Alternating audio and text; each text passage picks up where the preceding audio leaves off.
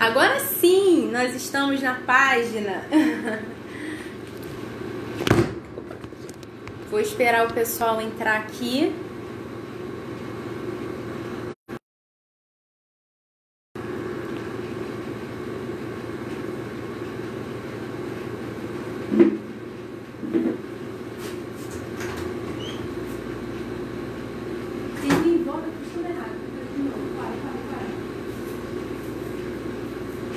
Pessoal, queria pedir desculpa porque eu fui avisada sobre isso, que eu assim que terminou a nossa live lá com a Jo e Dona Zelina, apareceu ali para eu iniciar um vídeo ao vivo, e aí eu acabei iniciando na minha página e não na página do GECAL Itaipuaçu. Olha que vergonha.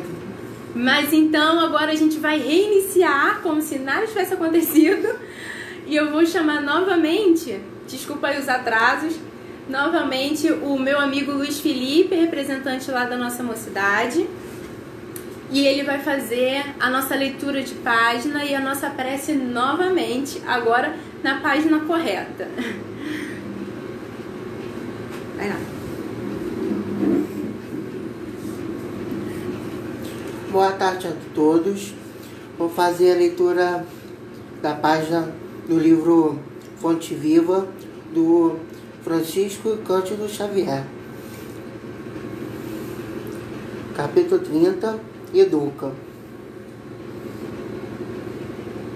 Peraí que saiu.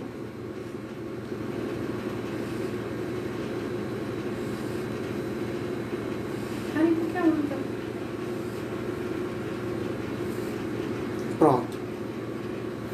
Não sabeis, vós que sois o templo de Deus, que o Espírito de Deus habita em vós? Paulo, Coríntios. Na semente minúscula reside o germe do tronco benfeitor. No coração da terra há melodias da fonte. No bloco de pedra há obras-primas de estatuária. Entretanto, o pomar reclama esforço ativo. A corrente cristalina pede aquedutos para transportar-se imaculada. A joia de escultura pede milagres do buril.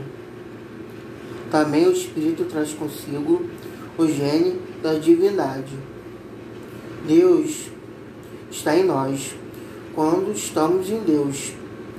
Mas para que a luz divina se destaque da treva humana, é necessário que os processos educativos da vida nos trabalhem impetrado caminho de milênios. Somente o coração enobrecido do grande entendimento pode vazar o heroísmo santificante. Apenas o cérebro cultivado pode produzir iluminadas formas de pensamento. Só a grandeza espiritual consegue gerar a palavra equilibrada. O verbo sublime é a voz consoladora. Interpretemos a dor e o trabalho por artistas celestes de nosso aperfeiçoamento. Educa e transformarás a irracionalidade em inteligência, a inteligência em humanidade e a humanidade em angelitude. Educa e edificarás o paraíso na terra. Se sabemos que o Senhor habita em nós, aperfeiçoemos a nossa vida, a fim de manifestá-lo. Agora vamos para a prece. Amado Mestre, espiritualidade amiga, agradecemos por mais um dia de vida. Conforte os corações de todas as pessoas que estão passando por algum problema de saúde ou algum problema pessoal que não estão conseguindo ver uma luz no fim do túnel. Agradecemos também até pelos problemas que aparecem em nossas vidas, que nos faz sermos melhores a cada dia. Agradecemos também pela nossa família, pelos amigos que amamos. Abençoe todos nós Que assim seja, graças a Deus. Graças a Deus, meu filho. Agora sim, amigos. Vou até pedir desculpa porque eu sou meio atrapalhada mesmo, viu? Aí eu comecei a transmissão em outro lugar. Mas agora estamos todos reunidos aqui. E apesar de jovem, eu sou jovem também na tecnologia. Então estamos todos aprendendo juntos. E agora, já relaxados, já rimos um pouco. E já podemos iniciar bem a nossa palestra de hoje. Quero agradecer primeiro o carinho do convite do GCAL de Itaipuaçu. Agradeço muito o carinho dos presentes. E dizer também, mandar um imenso abraço para essa dupla tão linda que fez a harmonização alguns minutos antes, né? Eu anotei aqui o nome, Jô e Dona Zelina. Fiquei aqui cantando junto, foi maravilhoso. Muito, muito obrigada mesmo. Bom, para começar, gostaria primeiro de fazer novamente a nossa introdução, né? Agora na página certa, que hoje nós vamos falar sobre um tema, né? Relacionamento familiar, baseado nesse livro Constelação Familiar, que eu recomendo a todos. Tem muito aprendizado. Joana, né? Como sempre nos traz boas lições, de maneira firme, puxando as nossas orelhas, claras, nos dizendo exatamente onde nós estamos errando, como nós devemos acertar, que esse é o nosso grande desafio. Às vezes nós reconhecemos o erro, mas temos dificuldades na hora de agir de uma maneira diferente. E o Espiritismo é essa bênção incrível que, além de nos mostrar o erro, ainda nos mostra a solução, que é o que nós realmente almejamos, né? Essa mudança, essa reforma íntima. Então, Joana de Ângeles é sempre uma leitura muito proveitosa, e esse livro em particular é um dos meus favoritos. Principalmente por falar sobre família, porque é algo que, de maneira geral, nós nos identificamos muito. Porque nós olhamos uma família de fora e às vezes parece uma família de comercial de margarina, né? Como nós brincamos. Uma família perfeita, que está sempre sorrindo nas fotos, fazendo declarações de amor pública nas redes sociais. E vão para casa espírita unidos, os filhos todos na evangelização. E a gente olha de fora e pensa, é uma família perfeita. Não existem problemas. E aí, quando a gente lê, né, Joana de Ângeles, e a gente entende, não, peraí, todos nós temos um problema ou outro, todos nós nos identificamos com dificuldades, todos nós enfrentamos dificuldades dentro da família. E também ressaltar que é impossível a gente falar sobre família e não nos localizarmos na situação que nós atualmente estamos, de afastamento familiar dos nossos parentes. Alguns filhos não podem ver seus pais. A gente também tem um cenário de muitas perdas físicas, muitos desencarnes, e a gente precisa ter muita empatia nesse momento, porque apesar do Espiritismo nos consolar através do conhecimento, nos explicando tantas coisas, mesmo assim, a gente sente falta, a gente sente essa perda. E estranho seria se não sentíssemos. E eu acredito muito que do lado de lá, quando nós estamos para encarnar, nós também apertamos um pouquinho o nosso coração de deixar temporariamente alguns amigos lá no plano espiritual para enfrentar as provas e as expiações aqui da Terra. Então sempre estamos nessa, né? De despedidas de um lado e reencontros do outro. Essas encarnações são necessárias para nós. Então não vamos naturalizar, né? Que não precisamos, não vamos chorar nos enterros, nós vamos sentir falta. Não, sim, nós vamos sentir, mas nós vamos sentir com um conhecimento diferente do Espiritismo. Sentir sabendo que existe misericórdia, que existe justiça, que existe esse amor e essa inteligência suprema que vai guiar tudo. E que se nós estivermos conectados, nós vamos conseguir entender. E que logo isso tudo vai passar e a gente vai poder se reencontrar. Tanto com aqueles fisicamente que nós estamos temporariamente afastados, mas também com aqueles que precisaram partir para o plano espiritual em retorno à nossa verdadeira casa. Bom, fazendo essa introdução que eu achei importante, né? Porque eu tenho notado muito que nós espíritas, talvez não intencionalmente, mas nós acabamos às vezes tratando a perda alheia de uma maneira muito fria, e nós temos que ter muito cuidado com isso, né? Temos que ter empatia com o sofrimento do outro, seja em qualquer área, e nesse momento de pandemia não poderia ser diferente. Sim, sabemos que as coisas acontecem, que tudo existe, tem uma explicação, por mais que a gente não entenda agora, mas mesmo assim que a gente possa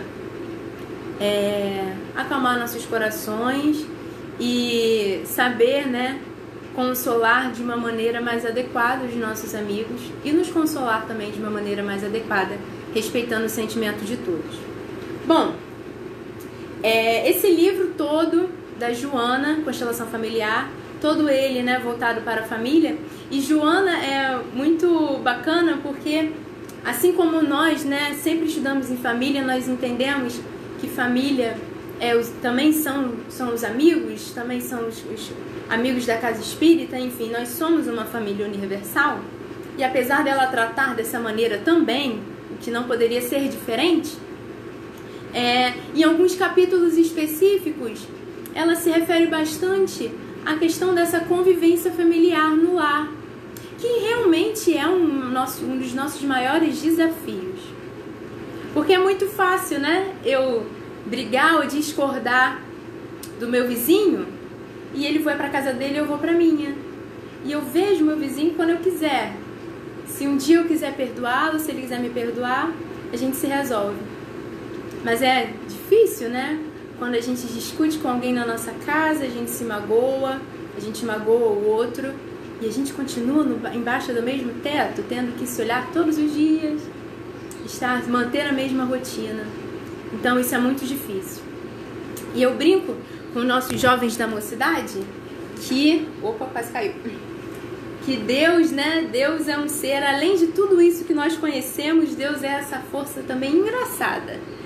Porque Deus coloca no mesmo seio familiar espíritos simpáticos, que já conviveram muito, mas também espíritos que têm antipatia, que têm questões para resolver. E nós, espíritas, observando claramente, né, o nosso lar, analisando o nosso seio familiar. Eu não sei vocês, mas eu acredito que todos nós, né, conseguimos perceber exatamente onde estão os espíritos que estão ali para nos dar força, para nos acalmar, e aqueles espíritos que estão ali no seio familiar para resgate, para expiação. Porque é ali que a gente encontra as nossas dificuldades.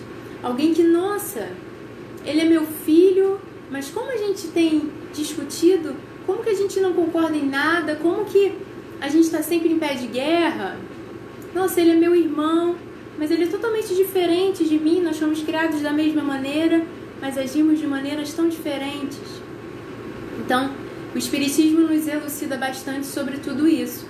E nesse capítulo específico, intitulado Relacionamento Familiar, nós vamos citar um pouco do livro todo, mas principalmente esse capítulo, Relacionamento Familiar, é voltado justamente para esse seio que convive debaixo do mesmo teto. Porque é ali que as nossas bombas explodem, né? E é importante a gente ressaltar também, que também é de conhecimento de todos nós, né? Muito também elucidado pela doutrina espírita, né, tá mesmo na codificação, que além dos nossos maiores desafios estarem na família, a gente precisa entender que os nossos maiores avanços também vão estar quando nós superarmos isso, né? Enquanto essas questões forem problemas para nós estaremos carregando um peso tão desnecessário. as mágoas e os rancores, tudo isso vai minando as nossas relações e que vão, com certeza absoluta, refletir na sociedade como um todo. A gente sai hoje em sociedade e o que a gente vê? Pessoas que têm dificuldades de se relacionar, dificuldades emocionais, traumas emocionais, que foram surgidos na infância, na primeira infância, ali com 2, 3 anos de idade, que às vezes nós nem nos recordamos mais totalmente do fato, mas aquela sensação ficou, aquele trauma ficou. Então, o seio familiar tem uma importância e um peso muito grande no indivíduo. Nós trazemos as nossas tendências, todos nós, mas a educação, a infância, o convívio, tudo isso tem uma importância e um peso. Senão, por que haveria de ser? Por que nós só teríamos que ser estruturados dessa maneira se isso não fosse nos influenciar de nenhuma maneira? Então é só a gente usar um pouquinho da nossa lógica que nós nem precisaríamos de grandes explicações, mesmo os espíritos trazendo essas explicações claramente para a gente.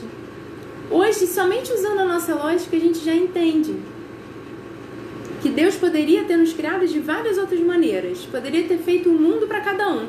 Vocês têm dúvidas que Deus poderia ter feito um planeta Terra para cada um de nós? Eu não tenho a menor dúvida.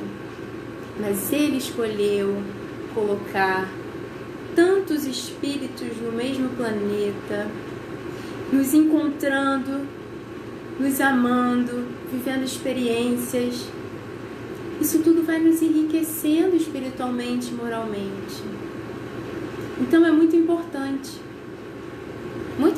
que a gente se esforce. E é muito difícil, vamos falar a verdade, relacionamento familiar é muito complicado.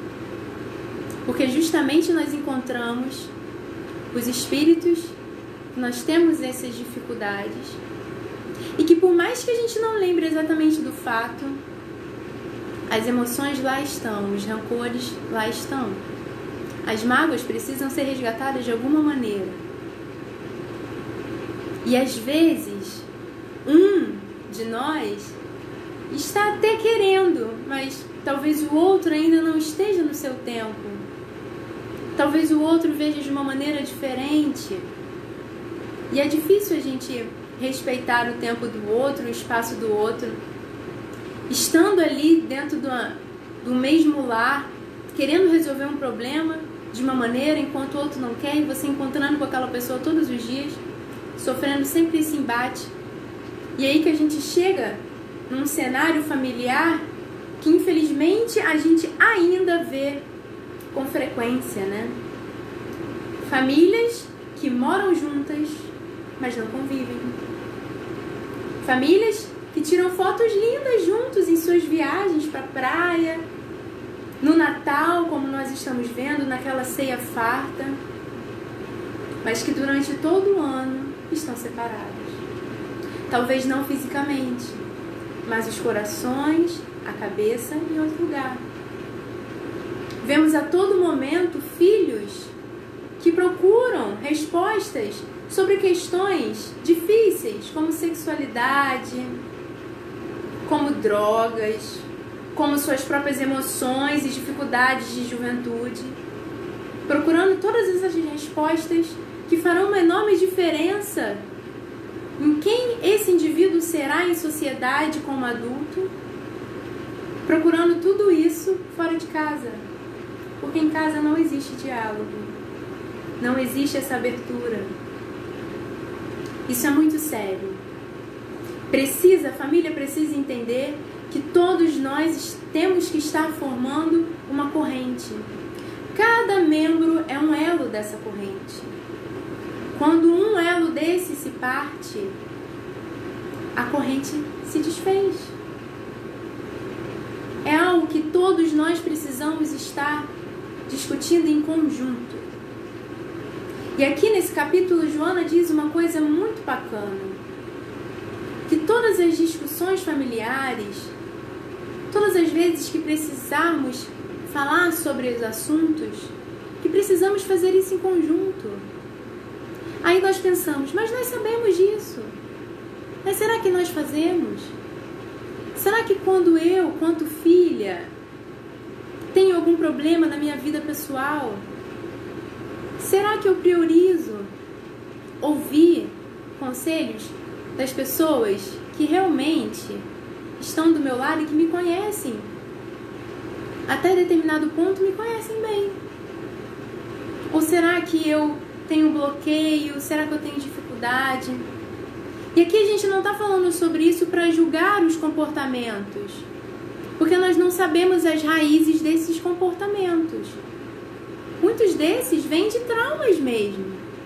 E talvez não dessa encarnação, talvez de outra. Nós sabemos que nós viemos de séculos em que famílias têm esse pai rígido, que não chora, que não conversa, essa mãe submissa. E hoje em dia a gente está tentando quebrar um pouco isso e trazer mais o diálogo. Mas a gente nós temos que entender isso, que nós viemos de muito tempo com essa família sendo o padrão. Hoje, graças a Deus, nós temos espíritos tão maravilhosos como a Joana, que trata bastante sobre essas questões psicológicas, que está nos fazendo abrir a mente e entender que esses padrões de falta de diálogo, de individualismo, de famílias extremamente materialistas, que tudo isso já não pode mais fazer sentido pra gente. Nós já estamos em outro patamar, nós já temos outros conhecimentos, nós já temos a certeza de que nós não estamos em uma família por acaso, que nós temos um trabalho para fazer em conjunto. A reforma íntima é um trabalho individual, só eu posso fazer por mim. Mas as lutas familiares precisam ser coletivas. Nós precisamos estar abertos a ouvir a opinião do outro, mas com sinceridade. Porque nós agimos muito assim, né? A gente não vamos conversar sobre um problema de família. E aí a gente tá ali, mas a pessoa tá falando, tá entrando por um ouvido e saindo pelo outro. Porque a minha opinião já está formada. Eu estou ali, mas na verdade eu não estou disposto a compreender o outro. Eu estou ali por uma mera formalidade, para fingir, até para mim mesmo, que eu sou uma pessoa capaz de ouvir e de entender o outro. Nós nos enganamos muito, né? Mas no nosso íntimo, nós sabemos que estamos ali, não estamos tentando entender em nenhum momento o lado do outro. E todo esse padrão de rigidez na família, de falta de diálogo, tudo isso está refletindo na sociedade que nós estamos vivendo. É na família, por exemplo, que nós precisamos discutir quando nós ligamos a TV e vemos enormes casos, vários todos os dias, casos de violência, de corrupção. E a gente passa aquilo para a TV e não percebe, caramba, eu tenho um filho de 12 anos que está vendo isso. Ele precisa saber que esse comportamento não é aceitável, não é normal. E nós não nos atentamos a isso. E vamos deixando que essa criança vai crescendo, rodeado de desenhos que nos estimulam a violência, de filmes inapropriados, que vão formando as ideias que vão refletir no futuro. Como eu disse, todos nós temos as nossas tendências. Mas como é importante e como nos alivia saber chegar lá, no plano espiritual, e poder falar assim: eu fui uma boa mãe, eu fiz o melhor que eu podia. Eu dei atenção para o meu filho, eu conversei com ele, eu expliquei sobre coisas difíceis de falar, mas eu me esforcei. Sim, eu errei. Todos nós erramos, inclusive os pais. E às vezes nos decepciona mais ainda, porque Nós, filhos, colocamos talvez nos pais um peso de perfeição, querendo que os pais terrenos sejam o Pai Deus. Mas aí essa comparação está sendo muito injusta, não é verdade? Se até mesmo Deus a gente se desaponta, não é?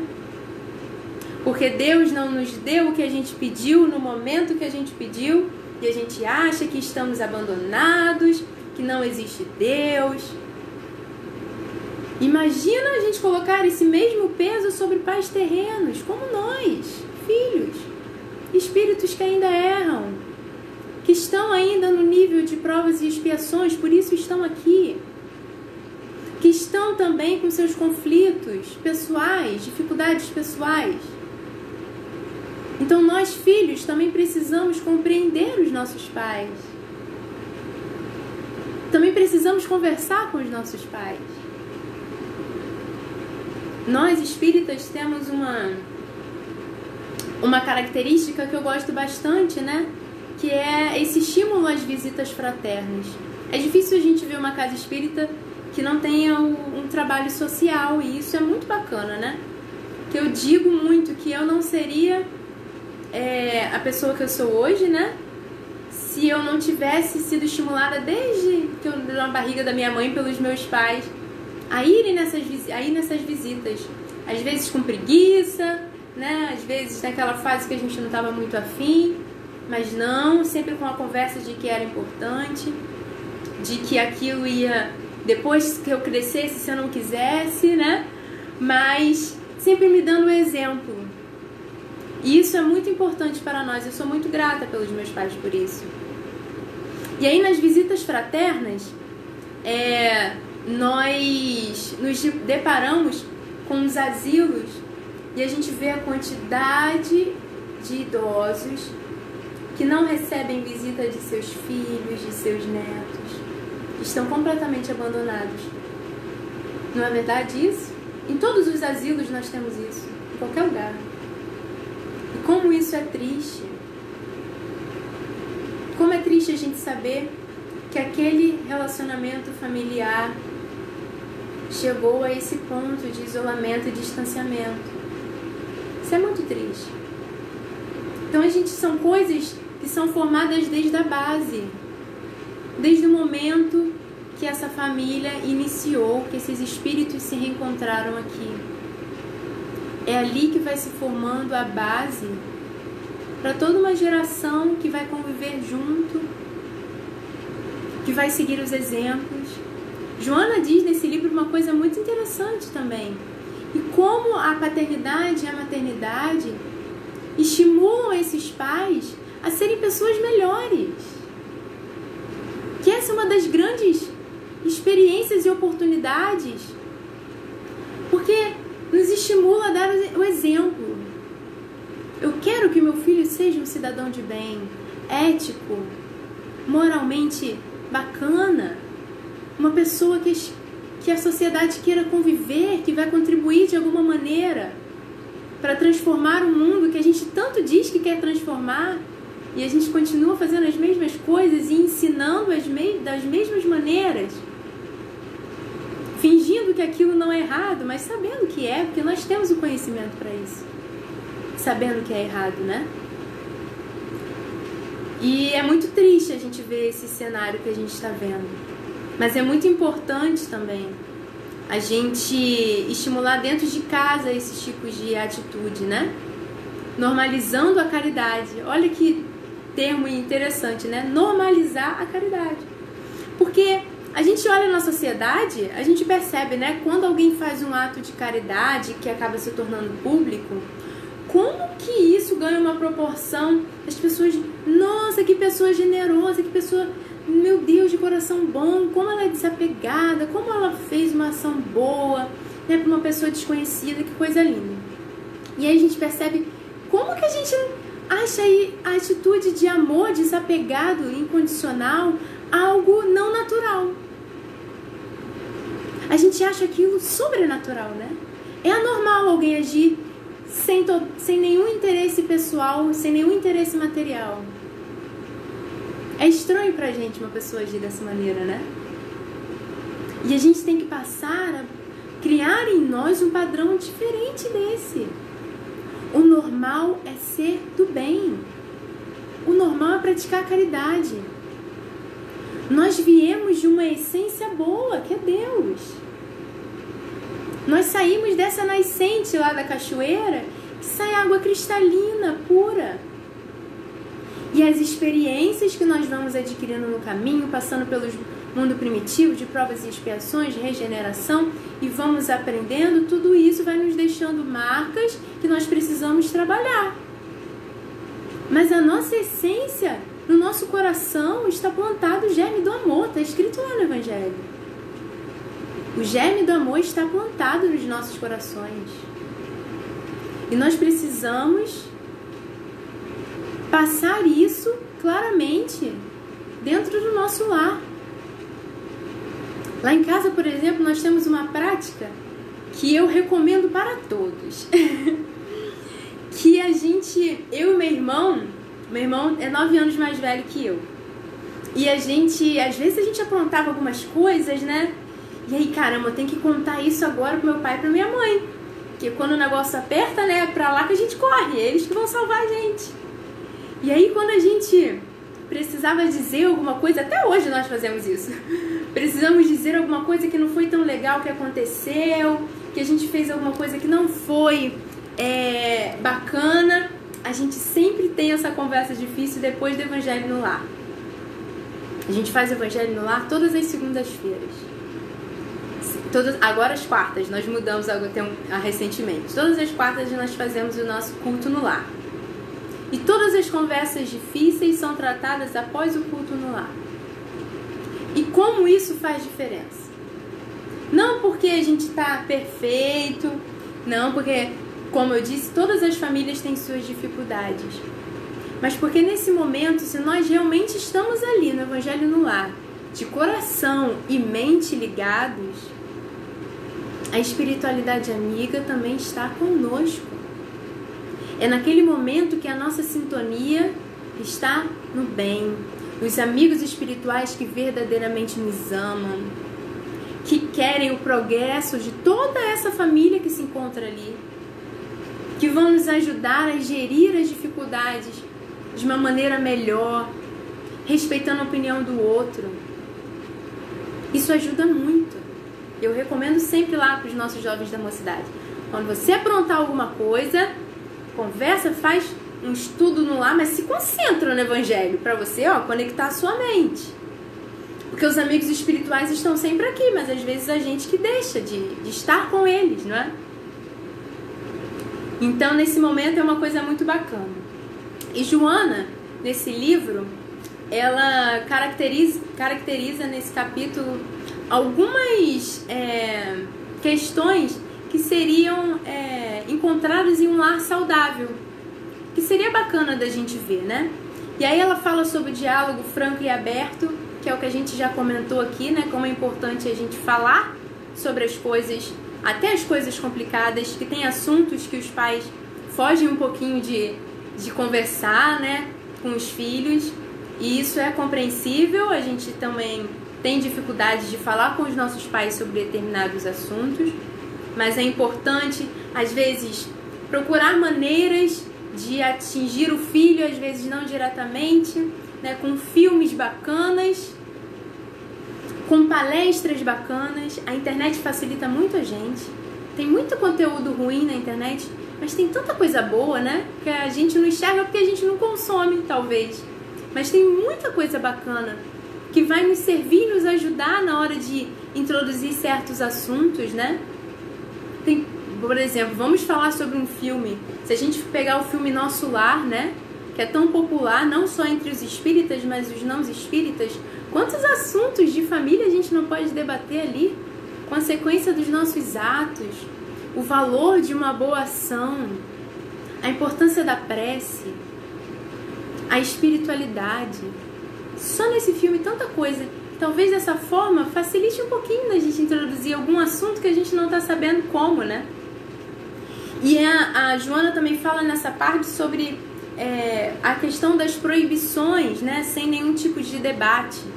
Como que esse tipo de coisa acaba estimulando totalmente o contrário, né? Que Joana diz que nós somos espíritos curiosos. E que quando nós somos proibidos de fazer alguma coisa sem nenhum tipo de explicação em relação àquilo, né, que é o que acontece muito, justamente porque são proibições associadas a assuntos complexos da gente conversar, né, como a gente já citou aqui, a sexualidade, né, as drogas, a questão das bebidas alcoólicas, enfim, tantas coisas que são difíceis da gente conversar, e aí simplesmente proíbe e não explica, e aí nós espíritos, né, uns amores que nós somos, fáceis de lidar, nós ficamos curiosos, e aí que talvez você não tinha nem vontade de fazer aquilo, mas o fato de ter proibido te instigou e te desperta a curiosidade e você acaba fazendo, porque você não foi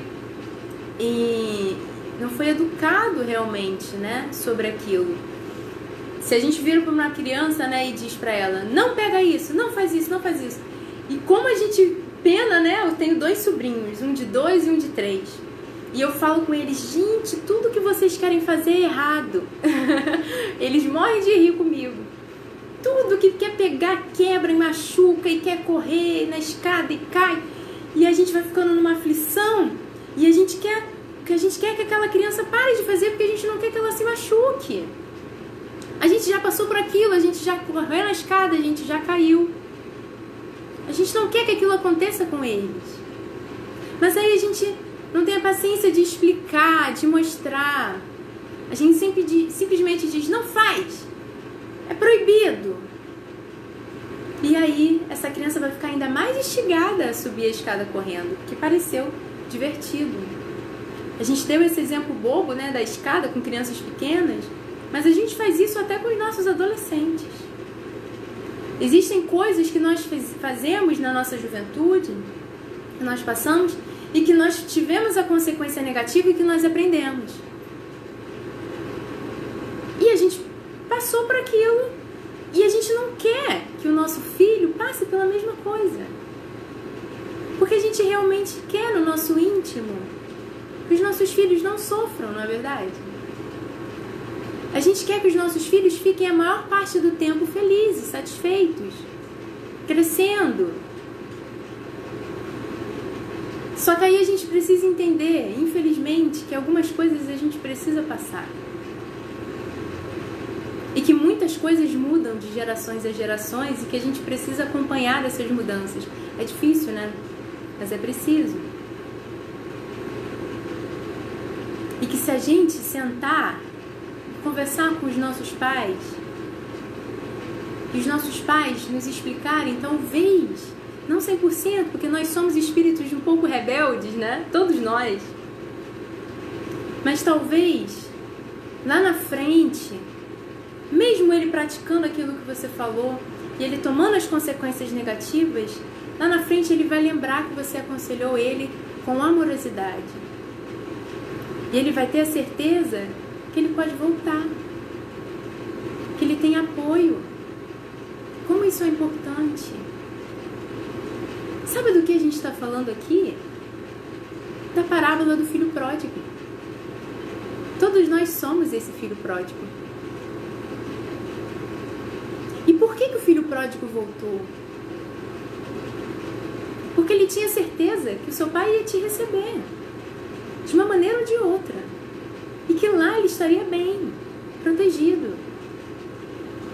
Se o seu pai não tivesse plantado essa semente de amizade, de amor, de cumplicidade com esse filho, ele não teria voltado. Ele teria pedido ajuda de qualquer um, menos de seu pai. Isso diz muito sobre a criação que temos. Muito. Sim, nós temos traumas, dificuldades de outras vidas, de relacionamento, que nós estamos tentando resolver aqui. E é por isso que nós precisamos nos esforçar para quebrar esses muros que nós construímos entre nós. Construir pontes que vão nos ligar nossos corações com o outro. E quando ele estiver lá na frente, constituída a sua família, mesmo assim, ele vai ligar no Natal, ele vai lembrar de você todo domingo, no almoço de domingo. Ele vai se importar com o seu bem-estar. E aí nós, pais, teremos a certeza de que nós fizemos um trabalho minimamente bom, que a gente se esforçou, que a gente conseguiu criar um laço. Porque a raiz dos nossos problemas familiares são que os laços que criamos, às vezes, não são laços de amor. São laços de interesse, laços de mágoa, de ciúme, de traição, de ódio. E não é questão da gente não ter mais esses laços, porque não ter nada também não é bom. A gente precisa ter novos laços. Laços de amor, de cumplicidade, de confiança. Um filho precisa confiar no seu pai, na sua mãe. E vice-versa. Como é bom a gente ter no nosso lar um local de tranquilidade. E quando a gente sai do trabalho, seja gostoso a gente voltar para casa. Seja bom. Seja um ponto de paz. Que a gente possa sair daqui hoje sabendo que o nosso maior objetivo é que o nosso lar seja da maneira com que o seu lar seja formado. Seja você sozinha com seus cachorros e gatos. Seja você e seus companheiros, seus filhos, seus pais. Que esse lar precisa ser um ponto de paz, de amor. E o desafio é tão grande que, com certeza absoluta, nós que conseguirmos atingir isso, teremos muitos méritos. Porque tudo isso é adquirido com muita luta. Eu olho de meus pais, são casados há quase 40 anos. E aí as pessoas olham, nossa, quase 40 anos casado, que coisa linda. Mas para esses 40 anos acontecerem, muito perdão precisou ser dado. Muita conversa difícil aconteceu. Muitas coisas a gente precisou ceder. E se nós não estivermos dispostos a isso, meus amigos, nós vamos trocar de lar, nós vamos trocar de vida, vir em outra encarnação e nós vamos continuar com problemas familiares, porque nós não estamos dispostos. Então a gente precisa criar essa consciência em nós mesmos e lembrar, né, daquela questão lá do Livro dos Espíritos, que aí a questão 775. Qual seria para a sociedade o resultado do relaxamento dos laços de família? E é uma pergunta, é uma resposta tão clara para nós, né? A recrudescência do egoísmo, ou seja, a exacerbação do egoísmo. Então, não vamos nos iludir mais com o que as redes sociais pintam, né?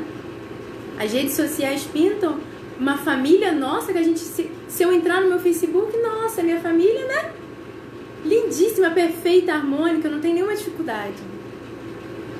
Mas que a gente não use isso para fechar os nossos olhos para a verdadeira realidade que nós enfrentamos. Que todos nós enfrentamos, e é por isso que nós podemos falar abertamente sobre isso. Porque todos nós enfrentamos essas dificuldades. Nós não somos, né, menos porque nós temos dificuldade de lidar com um irmão. E pode ter certeza que é justamente porque você tem dificuldade de lidar com ele que ele é seu irmão. Eu falo isso muito do meu, né? A gente tá encerrando, viu, gente? Mais alguns minutinhos aí, que a gente começou um pouquinho atrasado, mas a gente vai encerrar já já, hein? Eu falo isso muito com o meu irmão. Como eu disse, ele é 9 anos mais velho que eu. Então a gente Agora a gente está numa fase de vida mais parecida, mas por muito tempo a gente ficou, né? Eu na infância, ele na juventude, eu na juventude, ele adulto, né? E isso acabava gerando alguns conflitos. A gente tem uns conflitos de convivência, né? E eu falo para ele como é engraçado, porque ele não tem dificuldade de lidar comigo, sou eu que tenho com ele. Então olha que coisa interessante. E esse pensamento só pode surgir em mim graças ao Espiritismo, que me fez tirar essas vendas dessa situação e perceber, caramba, claramente sou eu que tenho dificuldade aqui. Então sou eu que preciso esforçar um pouquinho mais. Porque a gente quer uma convivência familiar boa, mas é porque a gente quer que não um esforço meu. Eu quero que todo mundo mude. Porque todos estão errados e eu estou certo. Aí é mole, né, gente? Eu não tenho esforço nenhum. E também não tenho mérito nenhum nisso. Então vamos observar como que nós estamos abrindo brechas para influências também. Que às vezes coisinhas pequenas, como não encher a garrafa d'água. Nossa Senhora, né? Por que você nunca enche a garrafa d'água? Por que você não valoriza? Por que você não respeita, não contribui? E às vezes uma coisinha pequena, nós abrimos margem para muita influência. E aí a gente infelizmente vê um lar que vamos pensar em tudo que significa um lar.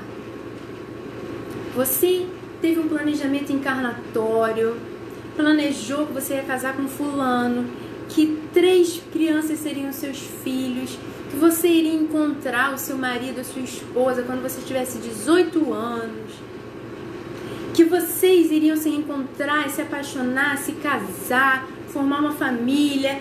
E você nasce em um lugar, essa pessoa nasce em outro, e a vida vai te guiando para você finalmente se encontrar. Imagina esse encontro, como deve ser uma coisa linda, espiritualmente falando. Os mentores ali nos intuindo para irmos em algum lugar, para encontrar determinada pessoa.